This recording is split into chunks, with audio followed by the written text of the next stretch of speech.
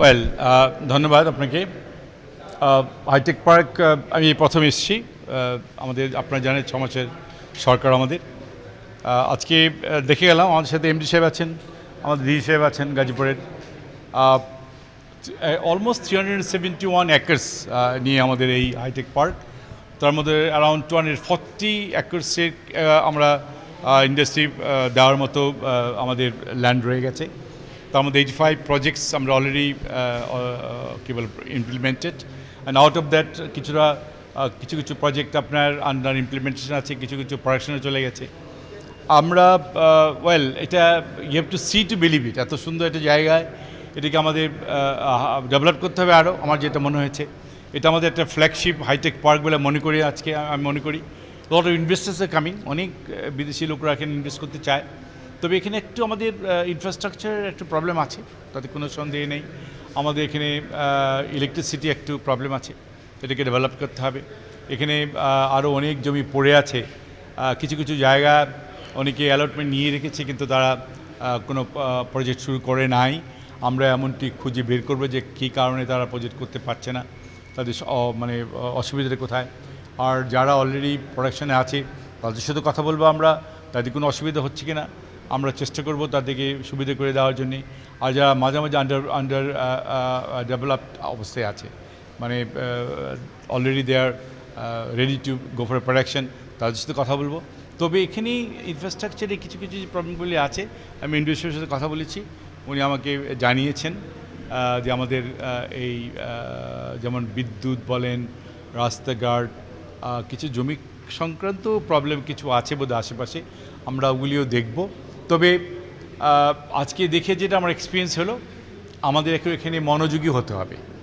This the whole bottom line, যে আমাদের hi tech পার্কে ঢাকার এত কাছে এত সুন্দর জায়গা, ইট ক্যান বি এ ফ্যান্টাস্টিক একটা হাইটেক পার্ক হতে পারে। স্পেশালি ইলেকট্রনিক্সকে নিয়ে, আমাদের আগামী এআইকে নিয়ে, রোবোটিক্স নিয়ে, it can be a beautiful hi-tech park. আমরা গোটা মাথায় রেখে ইনশাল্লাহ আমরা কাজ করব, এবং যে সুবিধা যেগুলো আছে এগুলো আমরা দেখবো ইনশাল্লাহ। আমি শুধু বার্ডস আই ভিউয়ের মতো আমি বলবো যে আমি দেখে গেলাম, শুধু এমডি সাহেব আছেন আর ডি সাহেবের এখানে আমার সাথে আছেন। ওনাকেও বলেছি কোনো জমি জমার প্রবলেম থাকলে আমরা ওনাকে দিয়ে সলভ করার চেষ্টা করব। এমডি সাহেবের সাথে কথা হলে যেটা বুঝলাম, উনি এর আগেও দু একবার এসছে। তবে আমার মনে হলো এটা একটা ভেরি প্রসপেক্টিভ একটা জায়গা, খুব সুন্দর জায়গা। এখানে আমাদেরকে কাজ করতে হবে, শুধু আমি এটি বলবো যে আমাদের নজর দিতে হবে। নজর না দিলে কিন্তু হাইটেক পার্কে অন্য দিকে নেওয়া যাবে না। আমাদের মাননীয় প্রধানমন্ত্রী নির্দেশ দিয়েছেন প্রত্যেকটা হাইটেক পার্কে কী করে ইনভেস্টার আনা যায়। আমরা বিদেশি ইনভেস্ট থেকে এনে এখানে দেখাতে চাই এত সুন্দর আমরা একটা জায়গা ঢাকার কাছে করেছি, তোমরা আসো ইনভেস্ট করো। কারণ বিদেশেরও আসতে ইচ্ছুক, এবং তাদেরকে দেখাবো আমরা ইনশাল্লাহ, এবং আশা করি ভবিষ্যতে এখানে প্রচুর ইনভেস্ট আসবে বলে আমি মনে করি। ওয়েল অ্যাজ আই সেইড, যে কিছু কিছু আমি যেটা দেখলাম একটু এমডি সাহেব যেটা আমাকে দেখালো, যে আপনার almost 40 projects already in operation, 17 is under construction. 18টা ওনারা বোধ হয় এখনও কিছু করে নাই। তবে ওনাদেরকে ডাকবো আমরা, যারা স্টেক হোল্ডার আছে তাদেরকে আমরা ডাকবো, ডেকে জিজ্ঞাসা করবো যে কী হচ্ছে, কেন করছেন না।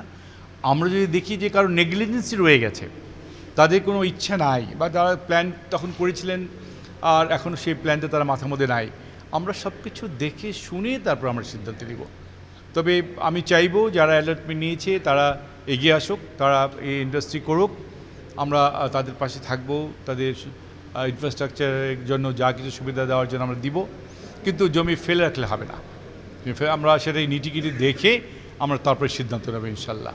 নিশ্চয়ই এত সুন্দর একটা জায়গা। আর এটার মধ্যে as I said, is a flagship of hi-tech park. এটাতে যারা এখানে আছেন, যারা তারাও কর্মঠ কাজ করছে, তারাও অনেক রকম ইনফ্লুয়েন্স আমাদেরকে দিল। তবে একটা জিনিস কি, অনেকদিন একটা জিনিস ভালোভাবে না চললে যা হয়, কিন্তু আমি মনে করি এটিকে সুন্দর করা যাবে। It has all the prospects.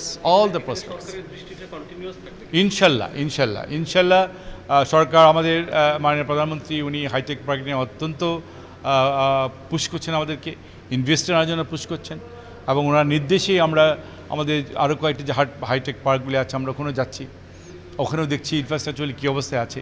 তবে আমরা মনোযোগী হয়েছি। এতদিন হয়তো একটু নেগলেক্টেড আমার কাছে মনে হয়েছে, বাট আমাদের এই সরকার ইনশাল্লাহ আমরা মনোযোগী হব। ওরকম যদি কোনো ইনভেস্টার এগিয়ে আসে নিশ্চয়ই আমাদের তো সেমিকন্ডাক্টরের ব্যাপারে আপনারা জানেন যে মাননীয় প্রধানমন্ত্রী সেদিন এটাকে আপনি ইনোগ্রেট করেছে। আমরা এনকারেজ করছি কেউ যদি কোনো কোম্পানি সেমিকন্ডাক্টর নিয়ে কোনো কিছু করতে চায় আমরা তাদেরকে নিশ্চয়ই জমি দেবো এখানে। আপনারা জানেন যে ইলেকট্রিক ভেহিকেল নিয়ে আমাদের মাননীয় প্রধানমন্ত্রী কিন্তু অনেক সুযোগ সুবিধা দিচ্ছে, এবং আমরা বিদেশিতে কি বলবো যে তোমরা যদি ইলেকট্রিক ভেহিকেল দেশে করো তাহলে কী কী সুবিধা তারা পাবে, প্রচুর ট্যাক্স ফেসিলিটি পাবে তারা, এবং আমরা এনকারেজ করছি ইলেকট্রিক্যাল ভেহিকেলকে এখানে আসার জন্যে। নিশ্চয়ই এরকম কেউ আসলে আমরা তাদের কাজ